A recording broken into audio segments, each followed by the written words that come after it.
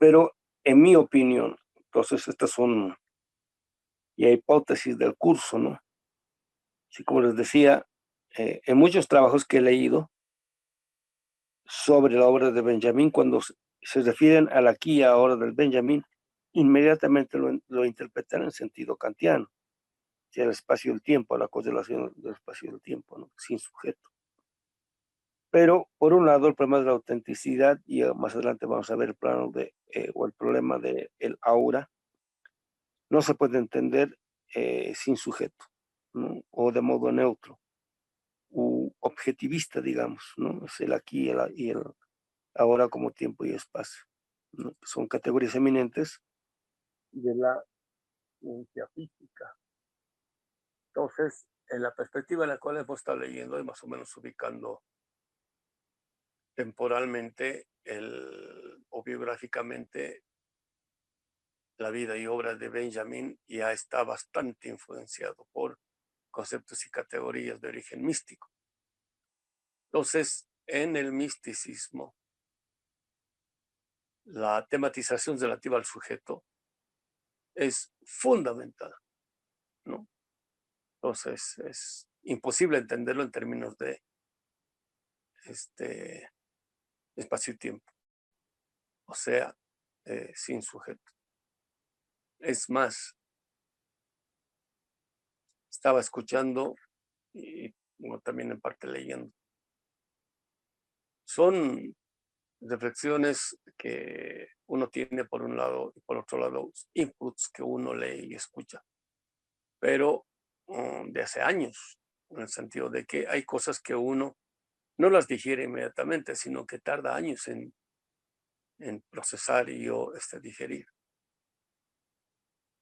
En el misticismo de origen judío o israelita, e inclusive hebreo. Hebreo quiere decir desde Abraham en adelante. Israelita quiere decir desde Moisés en adelante. Y judío desde Shimon Bar Yochai, desde el Zohar en adelante. No, eso quiere decir. No es lo mismo. No. Y muchos cabalistas de ahora dicen que la cabala judía que se maneja ahora es producto, pero de Isaac Luria. No, él sería quien habría actualizado todo el lenguaje anterior medieval hacia atrás en un lenguaje más o menos contemporáneo y moderno, por decir. Pero que también el misticismo actual sería producto de una actualización de el Baal Hasulam, el Yehuda Ashilach, ¿no? Que es de origen europeo oriental y que emigró a Israel a principios del siglo XX, más o menos entre el 17 y el 20, 21, por ahí más o menos, a Israel, y ahí habría desarrollado toda su obra y él habría hecho una labor enciclopédica como para agarrar todo el trabajo previo que se había hecho y traducirlo, digamos, a un lenguaje un poco más moderno, más inteligible, ¿no?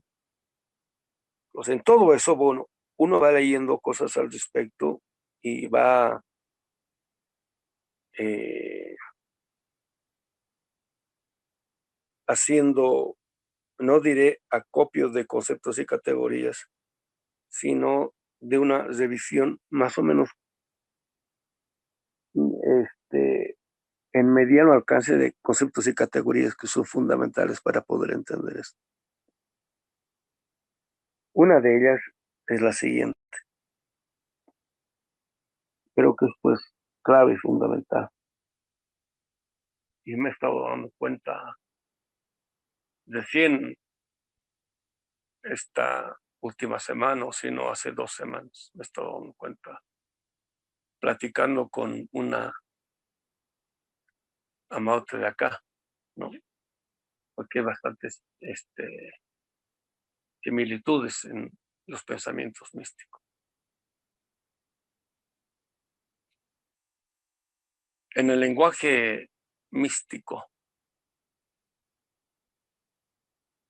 y en este caso el de la Cábala,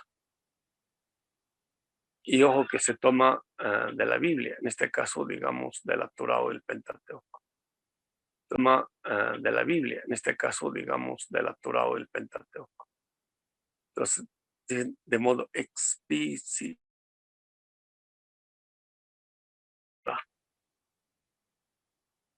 se habla del aspecto inferior. O sea, todo lo que es en la realidad tiene dos momentos o aspectos, el inferior y el superior.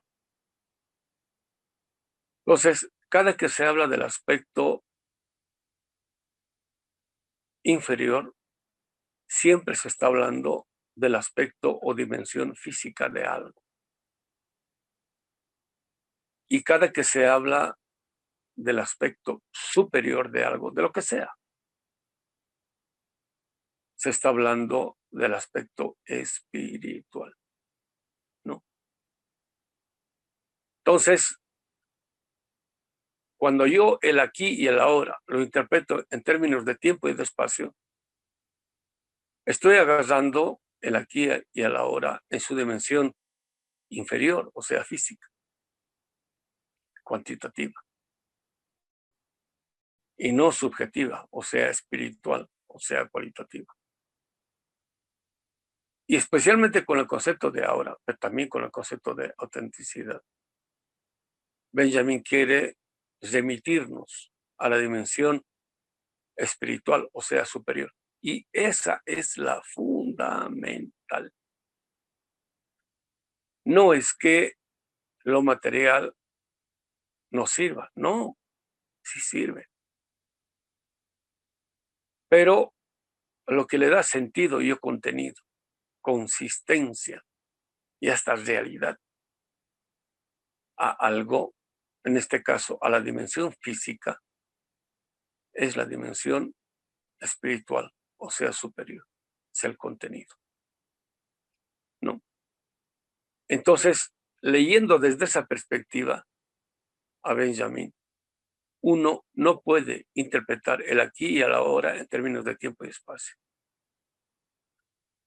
Entonces, tiene que ser en términos de lo que nos remite o nos lleva a la tematización de la dimensión espiritual, que el pensamiento místico es lo superior, que nos metiría por un lado al plano de la autenticidad y por otro lado al plano del aura.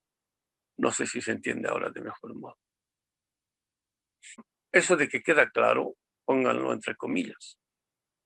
Es posible que ustedes sean inteligentemente más veloces que yo, pero a mí entender estas cosas a veces me llevan años. Y ojo, o sea, no es la primera vez que estoy leyendo esto, ¿no? De esta distinción fundamental. O sea, en el mundo en el cual vivimos, nada es solo físico o solo espiritual, nada, en absoluto. Todo es físico y espiritual. O sea, todo tiene su dimensión cósmica o física u objetiva y su dimensión subjetiva y espiritual. Todo, en absoluto, ¿no? El problema es cuando los separamos o cuando algo queremos entenderlo solo en su dimensión física o cósmica. Entonces ahí inclusive hasta lo material se degrada, ¿no? Y es, mientras voy pensando eso, voy recordando el lenguaje de Marx en el Capital. Por eso una relectura va a ser, ya en esta perspectiva, ¿no? Va a ser fundamental para nosotros. Pero aquí, digamos, estamos empezando a ampliar la posibilidad de el desarrollo de la tematización con la obra de Benjamin, ¿no? Entonces, así que, bueno, queda claro, pónganlo entre comillas, porque tener todo claro, bueno, lleva años, lleva años. Y lleva años quiere decir cuando ustedes sean capaces de espontáneamente ya tematizar todo. Entre los místicos hay la idea de la gestación, ya sea de una semilla como semilla o si no, digamos, de un bebé. En el momento de la cópula, se gesta la posibilidad de un ser humano y tarda 9 meses.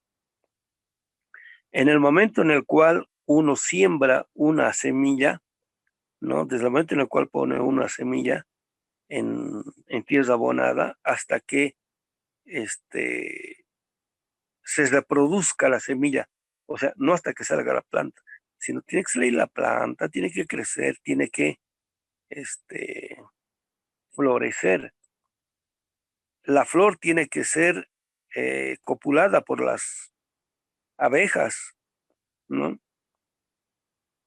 Se tiene que caer la flor y salir el fruto, ¿no? Entonces, cuando el árbol o la mata de trigo, digamos, da ya trigos, quiere decir que ha, digamos, eh, producido lo que estaba contenido en él. Eso lleva tiempo. Y en el ser humano, hagan de cuenta que en este momento ustedes han sido copulados o si no, han puesto la semilla. Pero hasta que, no diré florezca, sino hasta que dé el fruto. Porque en el caso, aquí en la casa tenemos un árbol de guindas y este tiempo que he estado acá, lo he estado viendo con mucho detenimiento, me he estado fijando todos los días desde cómo han vuelto a salir las hojas, cómo han aparecido las flores, cómo ha florecido y la función reproductiva, copulativa de las abejas fundamental. Las flores que no fueron copuladas por las abejas no dieron fruto, pero el resto dio fruto, pues. Y ahora están saliendo los frutos tan verdes todavía, no están pintando siquiera. Entonces tienen que crecer un poco. Bueno, para eso es un poco la temporada de lluvia, y después de crecer van a colorearse, ah, en principio naranjas, después rojos, después rojo intenso. Bueno, ya se podrá, ¿cómo se llama? Cosechar, ¿no? Pero lleva un tiempo. Y en uno mismo, uno tiene que ser capaz de ver eso. ¿En qué tiempo uno madura, digamos, las ideas? O sea que, fíjense, Benjamin estoy leyendo así, en sentido estricto, desde el 2010. Son 10 años, ¿no? Y todavía sigo trabajando hipótesis, como en este caso. Ahora yo digo, es posible que yo sea lento, ¿no? Y ustedes, digamos, sean inteligentemente mucho más veloces que este servidor, porque hay gente así, ¿no? Pero no se crean que el día que han entendido una idea, ya la han entendido. Tal vez en el momento en el cual la han entendido, ese momento es cuando la semilla ha sido bien plantada, por decir. Pero ¿cuándo va a germinar eso en conocimiento? Por decir, bueno, va a tardar, ¿no? Bueno, ahorita, todo lo que dije es exactamente el lenguaje que utilizan los místicos para poder explicar algo. ¿Se entiende, compañeros? Y todo a partir de la pregunta, bueno, los místicos para poder explicar algo. Siempre la modernidad se ha visto a sí misma como un estadio superior de los pueblos agrarios, ¿no? Tal es así de que aquí en Bolivia, por ejemplo, hasta la década del 80, mediados del 80, todos, incluyendo Zabaleta, ¿no? Todos los cientistas sociales, investigadores, toditos decían o pensaban lo que dice la modernidad, que nosotros, los andinos únicos, somos retrasados o atrasados porque todavía somos sociedades agrícolas o agrarias, ¿no? Entonces, como Todavía estamos en la bobería de plantar y cultivar y cosechar, entonces por eso no hemos dado el salto a la industrialización y por eso no somos superiores. Bueno, cuando estaba trabajando con Bloch, el pasaje de Thomas Müntzer a Lutero, que sería el pasaje de la interpretación o la hermenéutica, digamos, que de la Biblia se puede hacer desde la perspectiva del campo o de la ciudad, ¿no? Veíamos o veía algo que lo sigo trabajando, ¿no? De que la modernidad, ese pasaje de una sociedad rural o agraria a la sociedad moderna, lo ve de modo positivo, en realidad es una desventaja existencial. Cuando uno quiere trabajar este tipo de problemas, ¿no? Porque en la ciudad perdemos la cultura de lo que significa sembrar, cultivar, cosechar, etcétera, etcétera. Perdemos el conocimiento ese. Pero no solamente perdemos, sino que cuando se nos anoticia de eso, pensamos automáticamente de que es algo inferior o que lo puede hacer cualquier tipo, ¿no? En realidad, lo que pasa es algo así como una mutación existencial en el sentido de que por el automatismo de la forma de producción y de la forma de vida en la ciudad pensamos que todo es automático, ¿no? En el sentido de que he asistido a una clase de Benjamín, pues ya sé Benjamín. He hecho una que otra pregunta, me quedó clara y está claro todo. Y no, no es así. Entonces, el misticismo, digamos, de gran cuño, en el caso del pensamiento hebreo, israelita, judío, se desarrolla en comunidades rurales, agrarias, campesinas. De hecho, el rabino Ashlach, Yehuda Ashlach, el Baal Hasulam, es el señor de la escalera, el maestro de la escalera, ¿no? Él es parte de los fundadores de los kibbutz, ¿no? Que se fueron literalmente al campo a producir su propio alimento con el cual ellos iban a garantizar su manutención. Pero hasta en él no se pierde ese tipo de contacto, ¿no? Saben de que una idea es como una semilla, ¿no? Ahora, en el caso del campo, esos son ventajas existenciales, ¿no? No basta con agarrar una semilla y tirarla en tierra fértil, o mejor, no basta con tener la semilla y tirarla en la tierra. Hay que preocuparse de que sea en tierra fértil, por un lado, y por otro lado, ningún campesino siembra el rato que le da la gana. Siempre hay su época, su temporada, su momento, por decir, o sea, saben el momento en el cual hay que sembrar. Después de eso, saben los cuidados que hay que hacer para que la semilla pueda crecer. En el mundo andino a eso se le llama criar. Saben criar la semilla para que la semilla pueda reproducirse. Y en el caso de los místicos, ellos saben criar a las ideas que están germinando o no en uno. Saben, por decir, llegar, echar las aguas, saben decir, saben hacer todo eso de tal modo que puedan devenir en grandes pensamientos. Otra vez, estoy hablando en el lenguaje. Bueno, los cristianos le dicen de las parábolas. Es un poco lo que decía de los cuentos, de las ilustraciones. Un gran filósofo es un gran cuentista. Tiene que saber descubrir este tipo de metáforas para poder hacer entender conceptos que en sí mismos no se los entienden. ¿Se entiende ahora, compañeros, de mejor modo? Sí, profesor. Es un poco. Tiene que saber descubrir este tipo de metáforas para poder hacer entender conceptos que en sí mismos no se los entienden. Heidegger todavía tuvo, bueno, porque era hijo de campesinos, el mismo campesino hasta antes de ingresar a ¿cómo se llama? esto no recuerdo, pero no era universidad donde él fue mandado para estudiar teología, para ser cura, y era todavía en el campo, ¿no? Lo vieron bien dotado, entonces recién fue a la universidad. Bueno, él allá cuando estaba muy acomodado, por decir, se compró su tierrita en Todnau, Belgais, donde tenía su cabaña, ¿no? Sí, si Dios quiere y la Pachamama y los abuelos y las abuelas, voy a tener también yo mi cabañita, donde podremos trabajar también este tipo de ideas. Pero, digamos, como que no perdió eso, digamos, Heidegger, ¿no? En su cabaña de Todnauberg. De ahí que para muchos alumnos tardíos de Heidegger, ir a visitar a Heidegger a su cabaña era como una experiencia mística.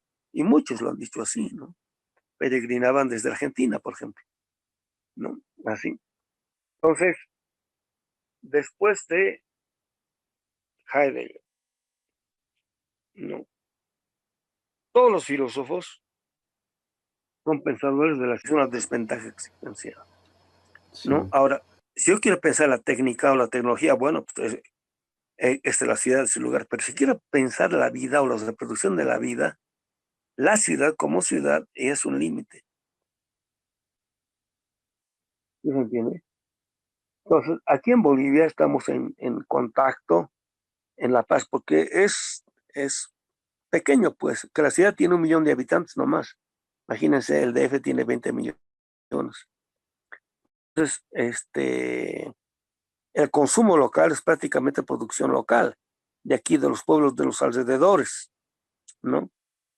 Entonces, hagan de cuenta que la ciudad de La Paz tiene 1 millón de habitantes, es como la delegación Tlalpan, ¿no? Y en torno de Tlalpan hay como 5 Xochimilcos, por decir.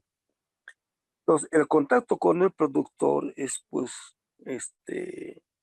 habitual, cotidiano, y todavía se puede. Vienen aquí, inclusive, algunas veces aquí a la casa a tocar la puerta, ¿no? Y así marchando, aquí le traigo esto, y ¿de dónde esto es tu producto? Y ahí a la plática, etcétera, etcétera, inmediatamente se puede actualizar el conocimiento. Pero imagínense eso mismo en Berlín, en Nueva York, en París, todo eso, ¿no? Inclusive los productores por la mecanización, ¿no? Han perdido, digamos, ese tipo de relación con esta forma de producción. En el ámbito de la filosofía, cuando se quiere pensar este tipo de problemas, bueno, ya es un límite, ¿no? Ven, compañeros, cómo una pregunta puede llevar a este tipo de tematización para aclarar cosas que no están aquí en el libro, están presupuestas en el libro, a las cuales podemos abrirnos si es que nos atrevemos a reflexionar en torno a ese contexto que permite entender. ¿Está bien? Sí, Bueno, entonces volvemos al texto. Según mi cuenta, nos hemos quedado en el segundo párrafo de la página 199. ¿Acaso dejan intacta la consistencia de esta? Pero, en cualquier caso, deprecian su aquí y ahora. Si en el caso de que se haya reproducido por otra persona, inclusive por la misma podría ser.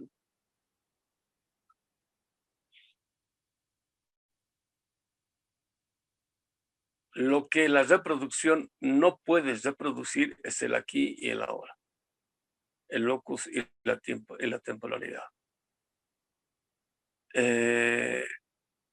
Hay una película, no recuerdo su nombre, es de un vendedor de obras de arte, que, bueno, el tipo es tan, pero tan especialista que es de los que puede identificar cuando una obra de arte es verdadera o no, muy famoso, etcétera. Y este tipo trabaja con un reproductor o este, ¿cómo se llaman los que pintan de producciones.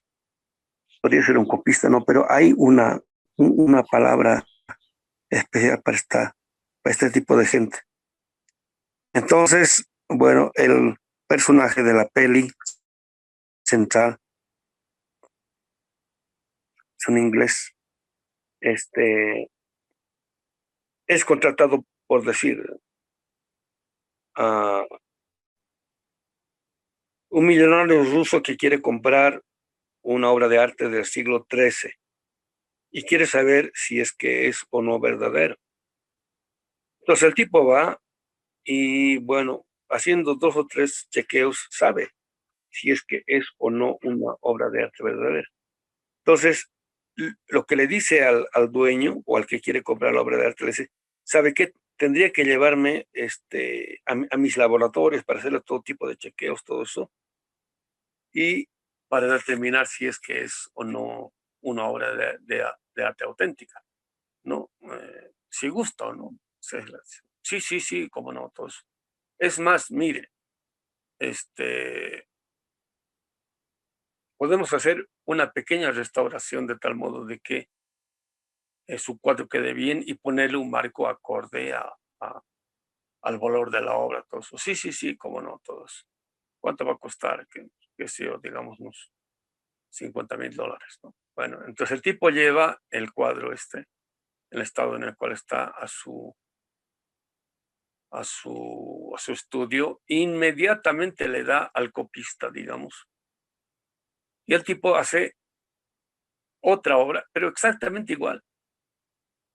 Entonces lo que el dueño del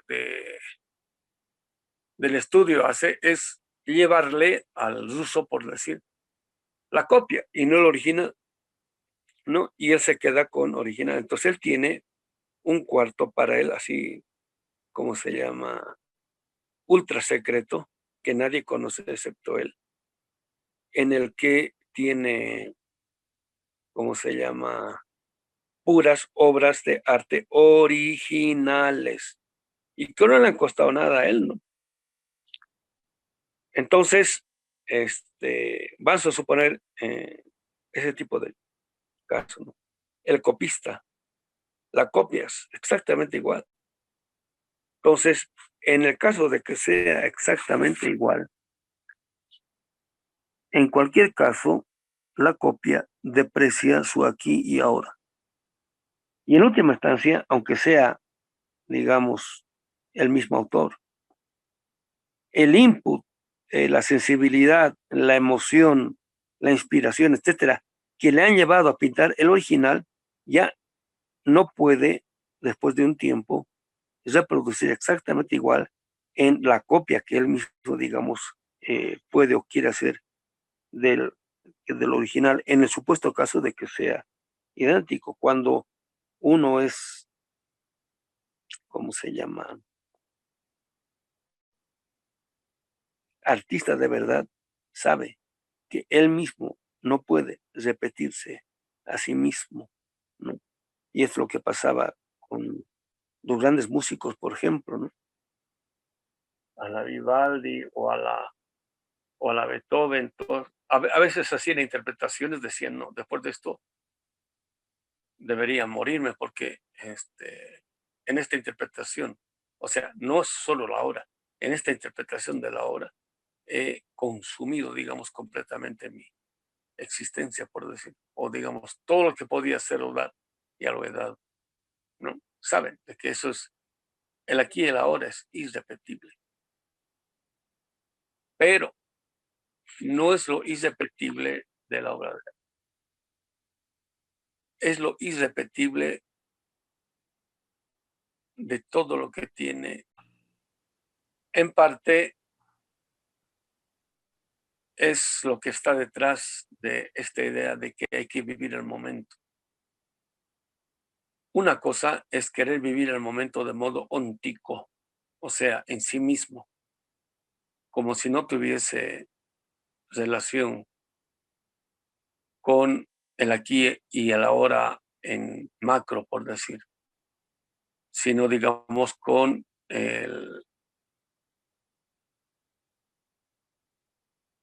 La determinación que ha determinado es aquí y ahora, y el modo como el aquí y el ahora van a determinar otro tipo de determinaciones.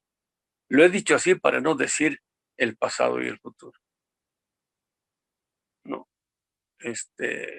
Por eso en parte muchas de mis clases presuponen el que los alumnos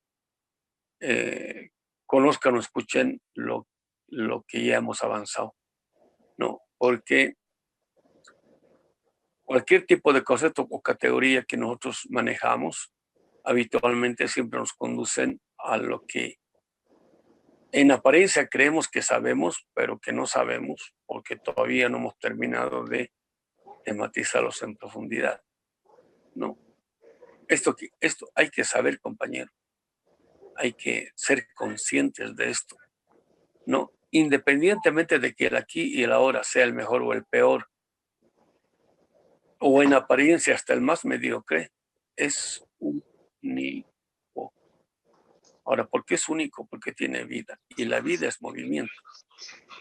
Movimiento, ¿qué quiere decir? Es trascendencia. Es trascendencia, quiere decir capacidad de renovación. Es un poco lo que, digamos, muchos biólogos dicen, a cada momento están naciendo nuevas células y pereciendo otras. No sabemos de eso. Entonces, el artista por eminencia, el artista por excelencia, sabe eso. Por eso sabe que es imposible la reproducción. ¿Sí se entiende? Sí, maestro, yo particularmente pienso el caso, por ejemplo, de Rulfo, ¿no? En México y Pedro Páramo y pues... Ahora, cuando sucede eso, pues lo mejor es guardar silencio. Porque hagan de cuenta, uno ha escrito una buena obra y que lo siguiente sea mediocre, no, pues, no. Bueno, ¿cómo nos salvamos de eso? Eso sabía bien Marx. Y cualquiera que conoce el pensamiento dialéctico conoce de esto. La única forma de superar lo que hemos hecho, estamos haciendo, es transformándose. O sea, nunca hay que quedarse quieto en los conceptos y categorías que hemos producido, por más interesantes que sean. Hay que seguir aquí, quiere decir, hay que ser capaz de dudar de lo que todo el mundo nos dice, qué bueno que está esto, no, esto es lo mejor, esto es superior, todo eso. Bueno, es posible que sea así, pero no hay que quedarse, porque la vida sigue en el eminente sentido de la palabra. Entonces, cuando uno es capaz de ponerse a la altura de ese movimiento, lo más probable es que renovando la subjetividad sea capaz de producir algo comparable a lo que uno ha hecho o superior. Ahora, esa actitud implica riesgos existenciales que normalmente uno ni se imagina ni está preparado para ello. No, pero implica eso, el peligro o el riesgo de seguir siempre en movimiento. ¿No? Esa situación se puede superar. De hecho, mucha gente la ha superado y han sido capaces de escribir, digamos, magnas obras, ¿no? En el caso de Marx, los Londres ya era una magna obra. Los Londres ya era una magna obra.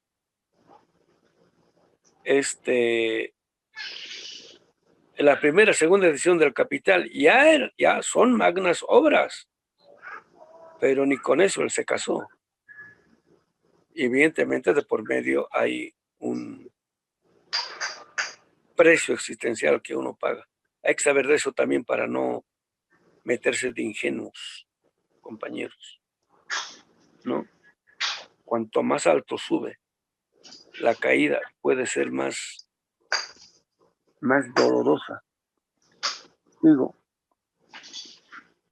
y aunque de ningún modo valga esto solo para una obra artística, sino que sirve también, por ejemplo, para un paisaje que en el cine transcurre ante el espectador.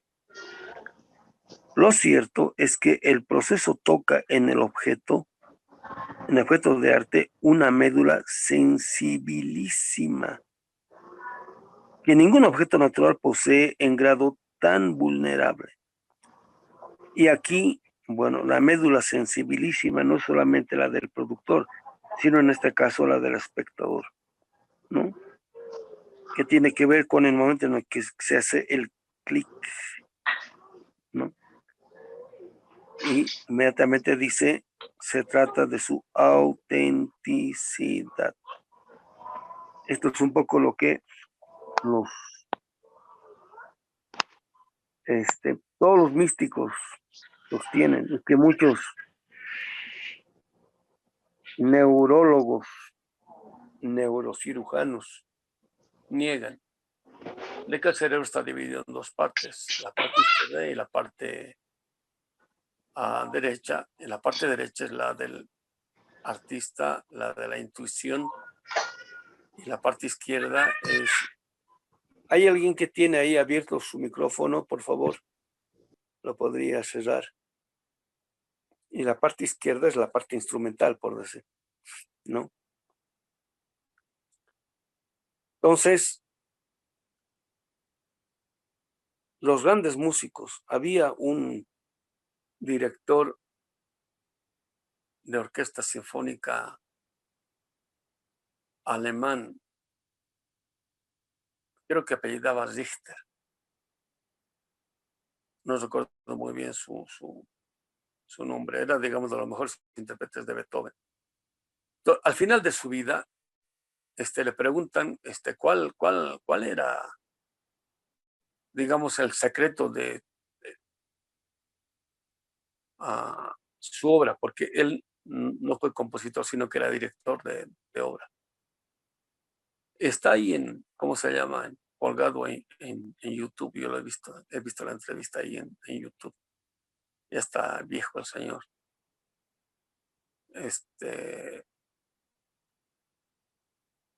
Él dice,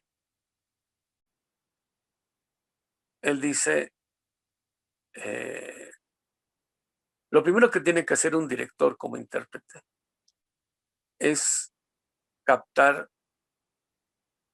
la sensibilidad contenida en una obra sinfónica y transmitirla ¿cómo se llama? A la orquesta, dice. Ese es el primer elemento. El segundo elemento es el siguiente. En el momento de la interpretación, dice, uno, como director, tiene que ser capaz de ser el conector entre la sensibilidad expectante del público y la sensibilidad emisora de la orquesta. Cuando uno se pone a sí mismo como el conector entre esas dos sensibilidades, el tipo decía, se da una conexión, se da una magia, bueno, estoy diciendo yo mis palabras, ¿no? Dices, se da una magia que hace que la música fluya por sí sola. Y entonces lo único que yo tengo que hacer es seguir la corriente, eso. Pero hacer que eso sea posible, dice, eso es lo complejo. Eso es haber tenido la posibilidad de captar la autenticidad desde el principio, o sea, en el momento en el cual el director como director elige una obra, ¿no? Cosa que entonces le decía la entrevistadora o el entrevistador.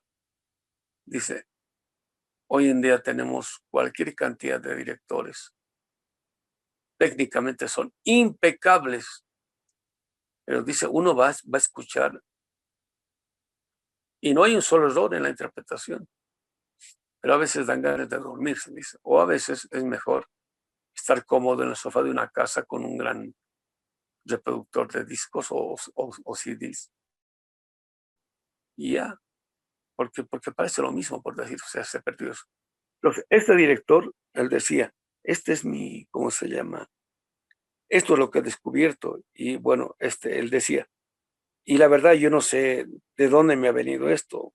Decía, al final lo único que digo es gracias a Dios, que he tenido ese tipo de posibilidad o capacidad como para poder hacer conexión. Entonces sería entre la autenticidad del creador, digamos, ya sea Vivaldi, sea Beethoven, sea quien sea. La autenticidad del director y a su vez la autenticidad de los intérpretes. Cuando eso se conjunta en el teatro o en el gran salón, se puede conectar también en parte con la autenticidad con la cual los oyentes han ido a escuchar una obra de esta magnitud, por decir. Entonces, en el tiempo, se puede, por decir, se puede actualizar, ¿no? Se puede actualizar y al grado de, digamos, conmover, ¿no? Y ahí la interpretación deja de ser una mera técnica, por decir, ¿no? Y ahora he sabido de que, bueno, ustedes saben tal vez más que yo, hay mucha gente que va a los grandes, digamos, realmente sepan algo del autor o de la obra, o realmente quieran ir a escuchar y disfrutar. Es más pose que, digamos, un afán auténtico de querer ir a apropiarse de la objetivación, de esa subjetividad, ¿no?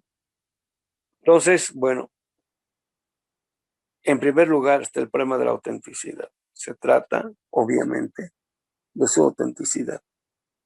En primer plano, de la obra como obra. La autenticidad de una cosa es la cifra, digamos, la ontificación de una ontología, así sería, ¿no? O sea, es la parte de un todo. La autenticidad de una cosa es la cifra de todo lo que, partiendo de su origen, puede transmitirse en ella, desde su duración material hasta su capacidad de testificación histórica. Su duración material no solamente temporal, de eso se puede cuantificar, ¿no? Sino, a ver, antes los grandes músicos tenían mucho que decir y por eso las grandes sinfonías, ¿no?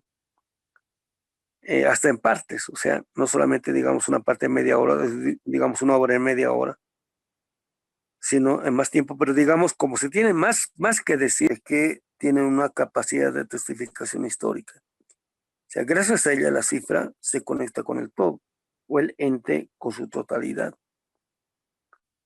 ¿Sí se dan cuenta ahí cómo está presente la reflexión dialéctica, compañeros?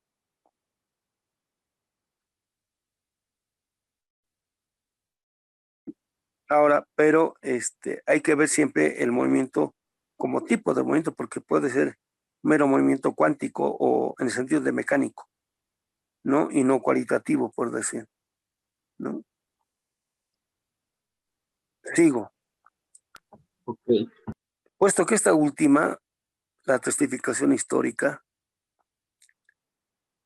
se funda en la primera, ¿no?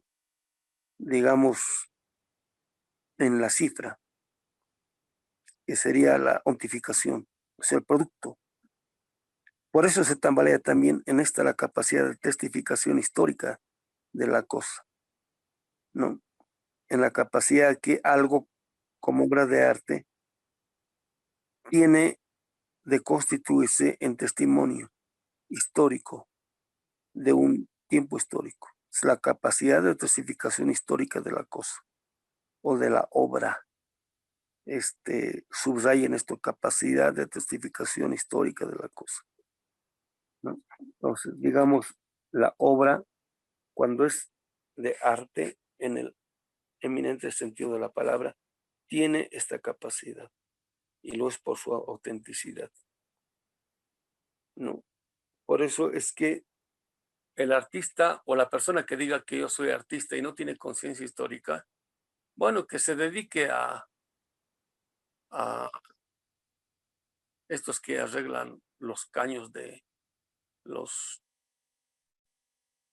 lavabos y demás cosas, ¿no? ¿Por qué no tiene que ver o tiene que ver poco con el arte? Pues la capacidad de conciencia histórica del artista aquí es fundamental. O la capacidad que tenga de concentrar para poder revelar el momento histórico en la obra es fundamental. Y en parte, si ustedes se dan cuenta, aparte de ser existencial, es política, ¿no? Es lo que permite que no caduque, digamos, inmediatamente, ¿no?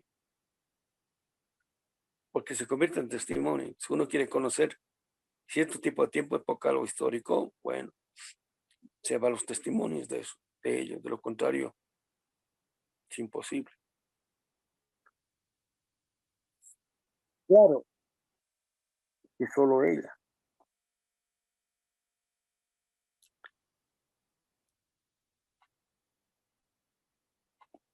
Pero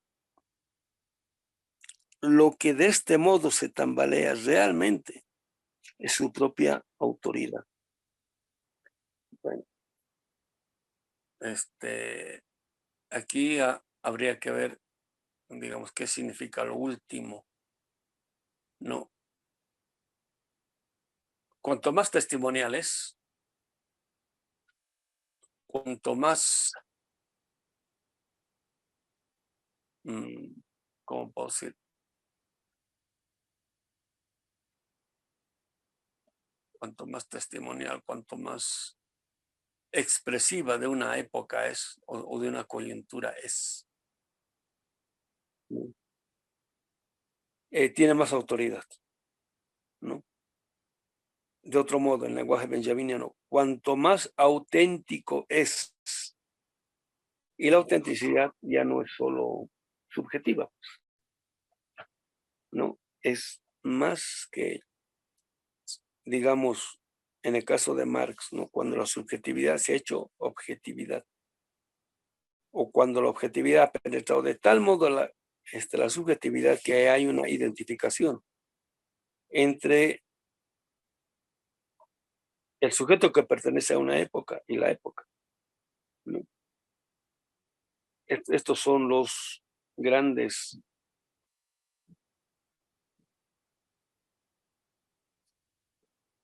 ¿cómo se puede decir? Porque no son solo políticos, ¿no? Tampoco son solo escritores, por decir. Son los grandes seres humanos que cuando uno lee su biografía, en realidad lo que está leyendo es un libro de historia. Es gente que desde el principio, digamos, su vida ha estado muy, muy ligada a los acontecimientos culturales, históricos, políticos de el lugar donde vivían y o cómo se llama, habían desarrollado toda su vida. Está tan pegadas a eso que para hablar de su vida tienen que hablar de la historia, ¿no? Y en parte hablar de la historia es imposible no hacerlo hablando de la vida de tales o cuales personas, ¿no? Que tiene que ver con eso. En esa medida tiene uno, digamos, autoridad. ¿Se entiende esto? Mando boberías, por decir. Y por X o Z motivos uno puede estar filmando, grabando cosas que realmente son importantes. O si no, es un poco, digamos, lo que pasaba acá hace algunas semanas entre que lo posesionaban a Luis Arce Catacora y David Choquehuanca y llegaba el Evo, ¿no? En general, la gente que registraba todo eso, se entiende porque es gente, digamos, sin formación cinematográfica, por un lado, y por otro lado, digamos, sin un buen equipamiento, por decirlo, o sea, buenas cámaras. Pero en general las imágenes eran pésimas, o regulares o mediocres a pésimas. El sonido ni que se diga, etcétera, etcétera. O sea, digamos, había gente filmando, sí, pero pues en parte no sabía, o sea, le apuntaban donde donde sea o donde se podía o donde la intuición les ordenaba, por decir, pero digamos que la gente se haya preocupado de hacer un buen registro documental, digamos, de todo eso. Yo estaba pésimamente, digo, yo estaba muy decepcionado, ¿no? Pero bueno, uno en parte entiende porque la gente ahora agarra un celular y empieza a filmar y desde donde están ahí, con el audio que hay ahí, ya, pero digamos, no hay ningún tipo de preocupación, por decir, artística al respecto, ¿no? Y mientras tanto uno puede estar filmando ese otro tipo de cosas, ¿no? Entonces, aquí, bueno, tendría que haber ese tipo de correlación, no solamente dónde está uno, sino dónde está uno con la cámara, por decir, ¿no? Y una vez estando con la cámara, ¿dónde enfoca la cámara? ¿No? ¿Con qué intencionalidad? O sea, si hay o no conciencia, por decir, en lo que uno va a, ¿cómo se llama? Tomar. No sé si conocen los testimonios, son dos fotógrafos. Uno creo que es un español o mexicano, no recuerdo bien. El que le toma la foto al Che Guevara cuando están en La Habana después del triunfo de la revolución y el Che está, bueno, están en plena marcha, están en la cabeza, están tomados de brazos con Fidel y otra gente más. Y el Che está con boina. Entonces le toma una foto que a la postre va a ser, digamos, la foto oficial, que ahora, digamos, aparece en cualquier cantidad de playeras, ¿no? Entonces, ¿cómo narra él esa foto? ¿No? Evidentemente no es una mera casualidad. Y también el fotógrafo también del Che, cuando le toma la foto al Che, cuando ya lo han matado al Che, ¿no? Y está en el cuarto de lavado donde hace una pequeña limpieza. El fotógrafo organiza el cómo los soldados o la gente se va a poner en torno del Che. Él mismo cuenta cómo a alguna gente le pidió que le limpiaran un poco el cuerpo del Che, más o menos un poco lo arreglara. O sea, el tipo hace una composición de eso. Entonces dice, en parte yo intuía lo que eso iba a significar, ¿no? Entonces, el tipo pudo haber estado en otro lugar con su cámara, pero estaba ahí. Y cuando está ahí, el tipo hace, por decir, digamos, una rápida toma de conciencia de lo que puede significar eso. Y a la postre es también de las fotos clásicas, ¿no? Similar a esta pintura, creo que se llama curso de anatomía, ¿no? Donde algunos médicos renacentistas están haciendo eh, una especie de autopsia ahí a un cadáver. Sí se acuerdan, ¿no? De este cuadro de pintura. Y bueno, es más o menos la idea, ¿no? Entonces agarra, ¿cómo se llama? El fotógrafo del Che y hace una composición, pues el mismo cuento, ¿no? ¿Por qué? Bueno, quedó pues, para la posteridad como uno de los grandes testimonios.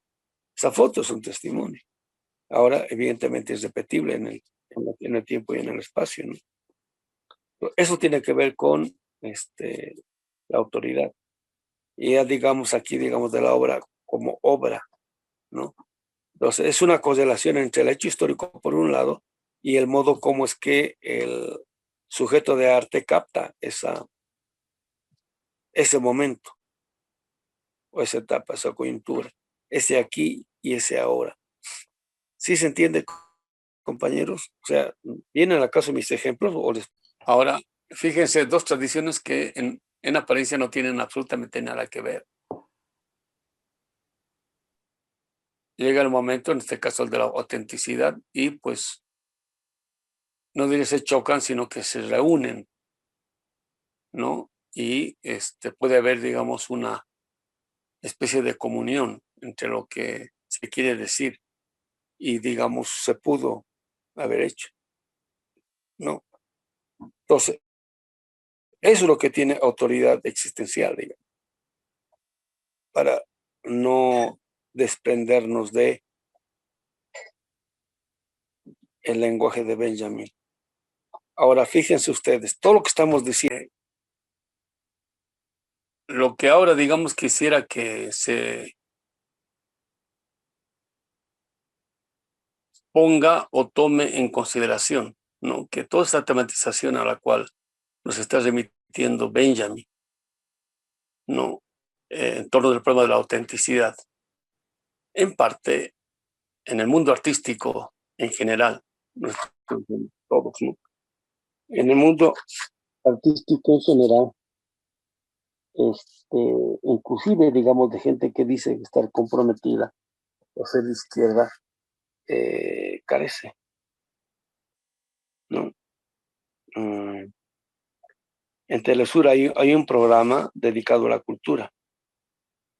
Y bueno, supuestamente es cultura latinoamericana o es un espacio que quiere darle cabida a los artistas latinoamericanos o comprometidos con América Latina, ¿no? Y que pintan cosas relativas a, digamos, los luchadores sociales o las luchas juveniles, mujeres, indígenas, etcétera, ¿no? Inclusive en este tipo de gente, en este tipo de artistas.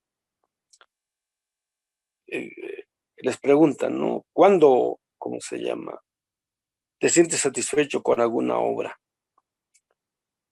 Dicen cosas como, no, pues yo estoy feliz con mi obra, o pienso que he realizado algo bueno, importante, cuando me expresa a mí, o cuando yo me siento identificado con lo que he hecho, dicho y expuesto. Aunque el resto no lo entiendan, pero digamos, me tiene que gustar a mí. En última instancia, yo pinto para mí, ¿no? Digamos, una posición óntica en el pésimo sentido de la palabra, que se ha cerrado al todo. Hace poquito vi una entrevista que en Russia Today a una periodista mexicana le hace a un artista actual, contemporáneo, de cine, mexicano, aunque ha actuado así en varias obras, es conocido, no recuerdo su nombre. Lo vi en una película con Denzel Washington que se llama El hombre en llamas, es en español. Y el tipo actúa ahí, el mexicano actúa ahí, es quien dirige una banda de secuestros o de secuestradores. Le dicen La Voz, es el personaje. Le hace así esta entrevista, ¿no? Y el tipo se pone más o menos en esa onda, ¿no? No solamente ser autodidacta, sino que en última instancia, digamos, uno actúa para sí, por decir. Y a eso, digamos, reducen el concepto de autenticidad. O sea, tú tienes que ser auténtico contigo mismo, ¿sí? Así en ese sentido, ¿no? Y digamos, se va perdiendo todo esto. Y supuestamente es gente que está, digamos, es de izquierda, por decir, está supuestamente de nuestro lado. Y lo que abunda es la gente que, pues, hace lo que dicen arte por el arte, ¿no? O digamos como mero disfrute o ensimismamiento estético, etcétera, etcétera. Entonces, en parte, todo ello se ha ido perdiendo y paradójicamente tiene que ver también con la época coyuntural en el sentido de, por un lado, económica, por otro lado, cultural y política. Esto, digamos, lo voy a decir en términos crudos, duros más o menos. La época en la cual las nuevas generaciones empiezan a fijarse solamente en sí mismos en tanto que sí mismos. Y el resto, pues lástima Margarita, que es durante la época en la cual, a partir de la década del 80 especialmente, se implementa a nivel mundial el modelo neoliberal y se lleva hasta el colmo, digamos, del paroxismo, el interés del individuo. Es en el sentido de que ahora lo único que vale o que me importa es mi disfrute, por decir, ¿no? O la satisfacción de mis propios intereses y o egoísmos. Y esto le llega al arte. ¿no? En última instancia, pinto o hago lo que sea para mí, por decir. Y si eso me puede dar dinero, pues qué bien. Y si no, voy a ver cómo puedo ingresar, digamos, en eso. Ahora, en parte, es lo que a partir de Hinkelamer deducimos, es que la economía, para poder ser lo que ella es, tiene que producir una cultura acorde a su reproductibilidad. En el caso de el capitalismo en su versión neoliberal, ¿no? Entonces, por decir, digamos, lo que voy a decir es una exageración. Digamos, los grandes centros de producción y consumo del arte, en última instancia, son propiedad de las grandes transnacionales o de los grandes ricos, por decir. Pero bueno, esa es una forma de decir. Lo duro aquí es que el neoliberalismo produce un tipo de subjetividad y es la del sujeto egocéntrico y ególatra con conciencia codiciosa, ya no solo egoísta, sino codiciosa, pero para sí mismo. Y en parte, digamos, sería el contenido de la miseria actual del arte. Viéndolo en esa perspectiva, bueno, ¿cuán lejos estamos con Benjamin de todo eso? Sí se entiende, ¿no, compañeros?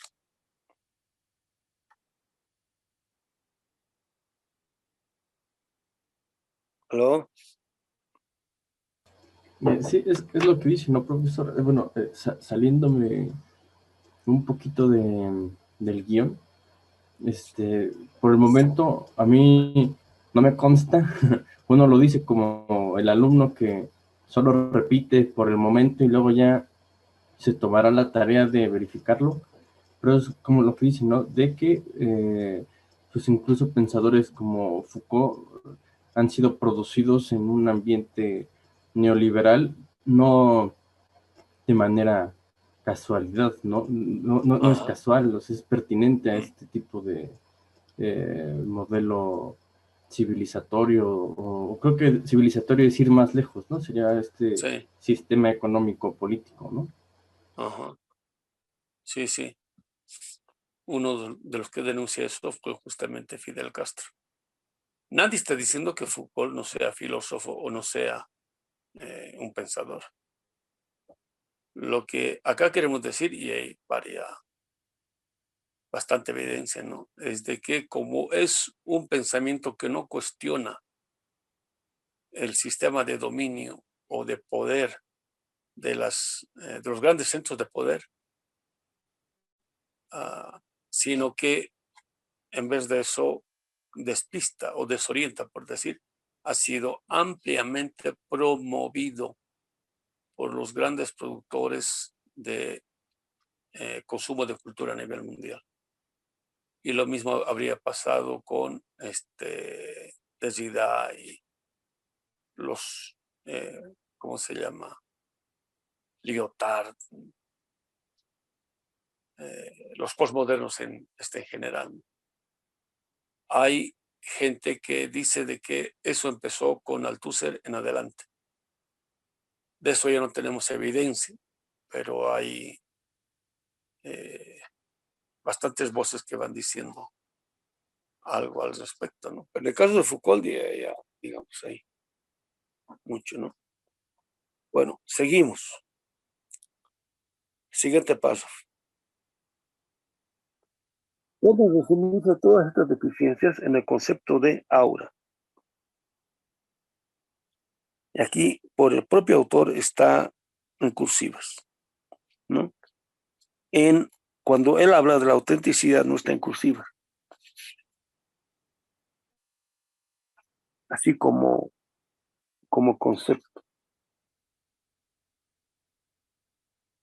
En el segundo parágrafo dice, está en cursiva, ¿no? El ámbito entero de la autenticidad se sustrae a la reproductividad técnica, pero es la oración la que está en cursiva, ¿no? Pero aquí subrayado está aura. pueden resumirse todas estas deficiencias en el concepto de aura, ¿no? Y decir, en la época de la reproducción técnica de la obra de arte, lo que decae y empequeñece, sí, es su aura, ¿no? Bueno, en general, el concepto de aura se lo ha tomado por, digamos, como una metáfora, ¿no? Como para poder ilustrar el tema. Otra vez, leyendo desde la perspectiva de Scholem, no es pues una metáfora, o no sería una metáfora. Hemos empezado con la tematización del aquí y el ahora, después con la autenticidad y ahora con el ahora. Con el ahora termina rematándonos, o sea, nos ha conducido de un lenguaje, digamos, técnico, ahora a un lenguaje que no es técnico, ni siquiera lógico, ni siquiera conceptual en el sentido tradicional de la palabra. Digamos, un concepto o categoría profana, ¿no? Sí, digamos, lo subraya, ¿no? Le ponen corchetitos, ¿no? Bueno, ¿de dónde toma? ¿O por qué lo dice? ¿No? Ustedes saben, normalmente nosotros no podemos ver el aura. Dicen los grandes místicos que el ser humano tenía antes esa capacidad, esa posibilidad, esa potencia, pero que poco a poco la fue perdiendo, ¿no? Pero que existe y que hay gente, bueno, especialmente místicos, inclusive ahora, que son capaces de ver el aura, ¿no? De hecho, en Tepoztlán, bueno, en muchos lugares, como en Tepoztlán, hay gente que tiene cámaras fotográficas que pueden captar el aura, ¿no? Y fotografiar el aura, digamos, con lentes especiales.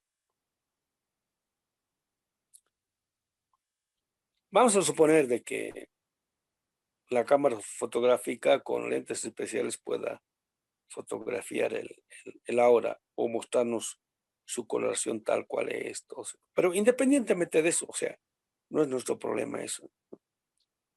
¿Qué es aquello que quiere decir Benjamin cuando utiliza el concepto de aura para referirse al grado o no de autenticidad de una obra? Ese es mi problema, por un lado, y por otro lado, ¿por qué utiliza este tipo de lenguaje? Digamos, es aquel que él ve con el cual es o sería posible su intelección y o comprensión. Entonces, poco como para poder entender esto, voy a remitir a Marx, ¿no?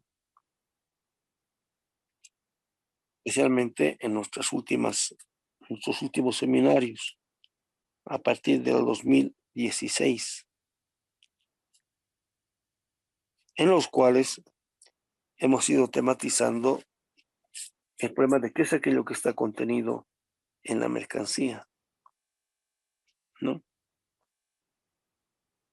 Los Marx dice, el contenido de la mercancía, las relaciones sociales.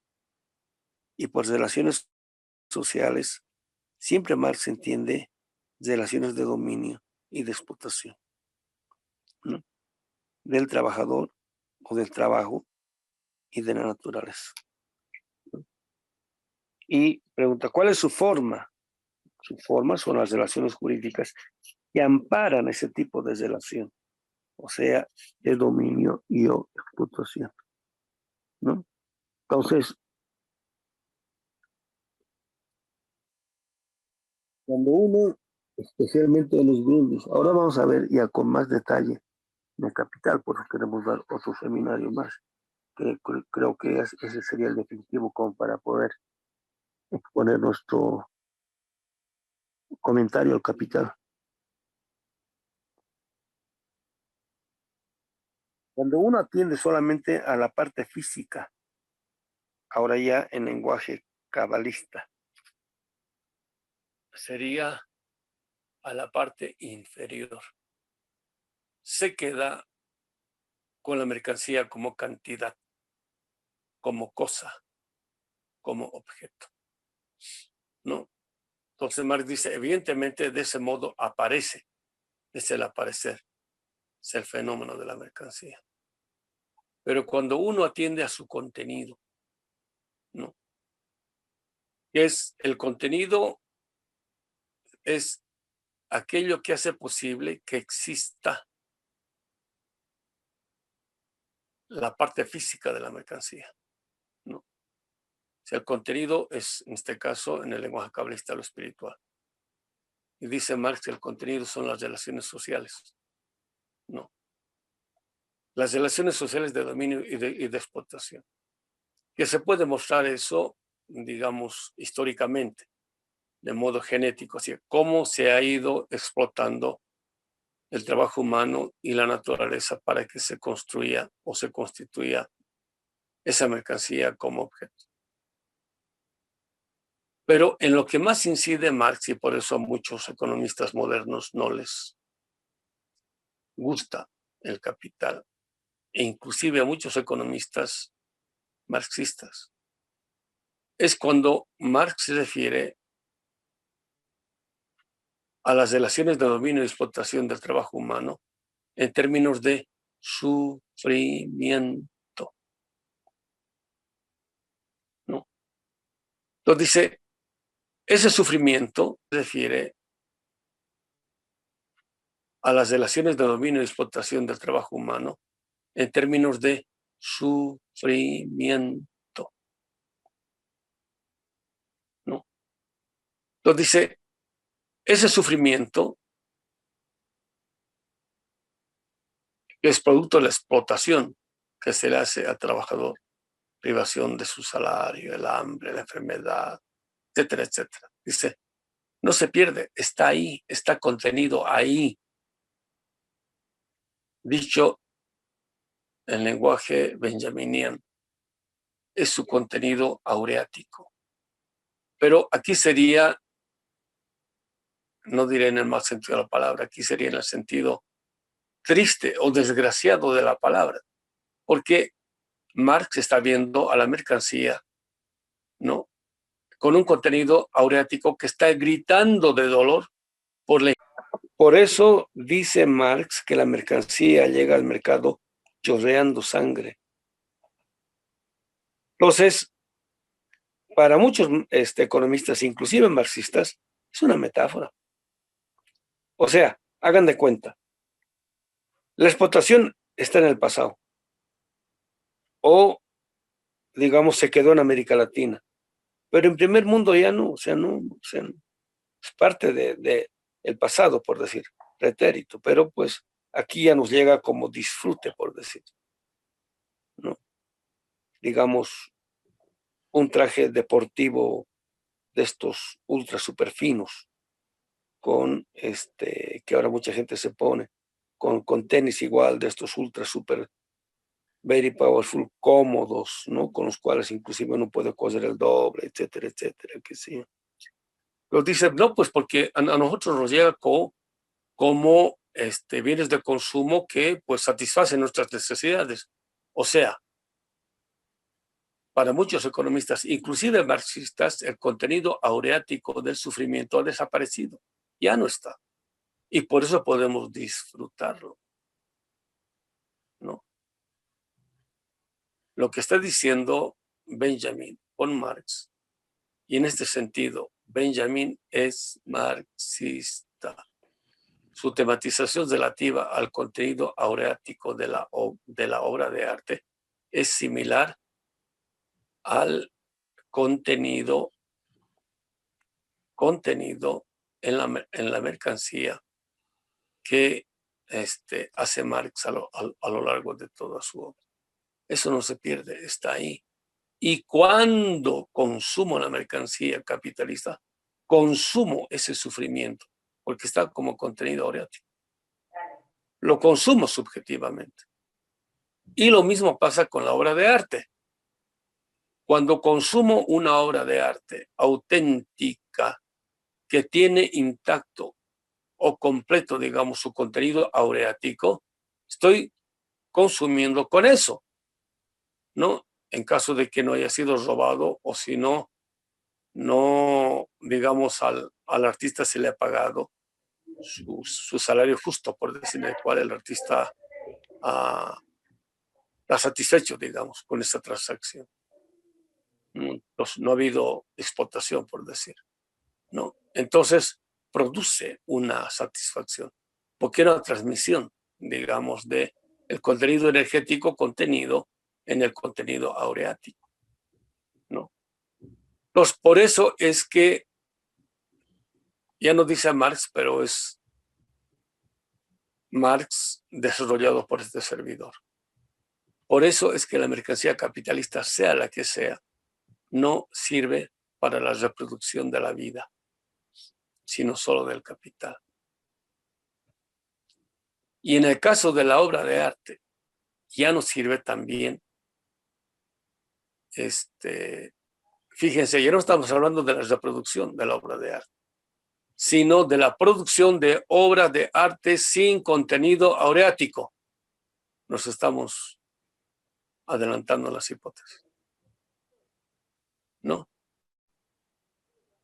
Que tal vez sería igual o peor a querer reproducir una obra auténtica de arte que tenía contenido aureático, ¿no? Y que ahora estaremos asistiendo a la producción de obras de arte sin contenido aureático, porque ni siquiera el artista tiene un relativo grado de autenticidad. ¿Sí se entiende lo que estoy queriendo decir, compañeros? Tiene un relativo grado de autenticidad. Ahora podemos llegar a una hipótesis exagerada, ¿no? De este tipo de barbaridades que este servidor está acostumbrado a hacer y yo decir. En el mundo capitalista tardío, en el cual, gracias al modelo neoliberal, se sigue produciendo otro tipo de subjetividad, ya no solamente egocéntrica, sino codiciosa. Ya no solo la producción económica sirve para la vida, sino inclusive su arte. No sirven para la vida. Y por eso lo que ya no se está reproduciendo es la vida. Y por eso tendríamos que luchar por la recuperación de un horizonte en el cual no solamente la producción económica sea para la vida, sino en este caso, la obra de arte o la producción artística tenga contenido aureático de tal modo de que, sirva para la reproducción de la vida. Y por ello es que es tarea fundamental, ¿no? Y dice, en la época de la reproducción técnica de la obra de arte, lo que decae y empequeñece, bueno, diríamos al grado de la desaparición de su obra. Eso es lo que hay que recuperar ahora. Ahora, si se dan cuenta,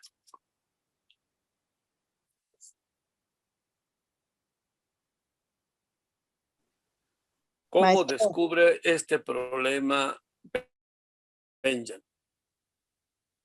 Haciendo un diálogo con el pensamiento místico. Otra vez. Bueno, en parte serían algo así como las tematizaciones, lo que usted ha escuchado, etcétera, etcétera, lo que le han explicado todo eso. Modernas, con conciencia moderna, con conocimiento moderno del aura, ¿no? Aquí lo que estoy queriendo hacer énfasis es que sin conocer nada de esto, Benjamin o Marx, ¿no? Porque no habían estas cámaras que pueden fotografiar, por decir todo esto. Ellos llegan a esta tematización, ¿no? Y llegan a esta tematización por el diálogo que entablan con el pensamiento místico. en el caso, digamos, de ellos, de la tradición de la cual ellos han procedido. En mi opinión, cuando uno hace ese trabajo, es mucho más interesante que hacer el acercamiento a este problema a partir de lo que, digamos, la ciencia moderna, con sus conceptos y categorías y forma de tematización, hacen de este tipo de problemas, ¿no? Y lo que nosotros queremos es remitirnos a lo primero, ¿no? Digamos que me parece mucho más óptimo, por decir, como para poder entender todo esto, ¿no? Los compañeros, se nos ha acabado el tiempo y nos vemos la siguiente sesión.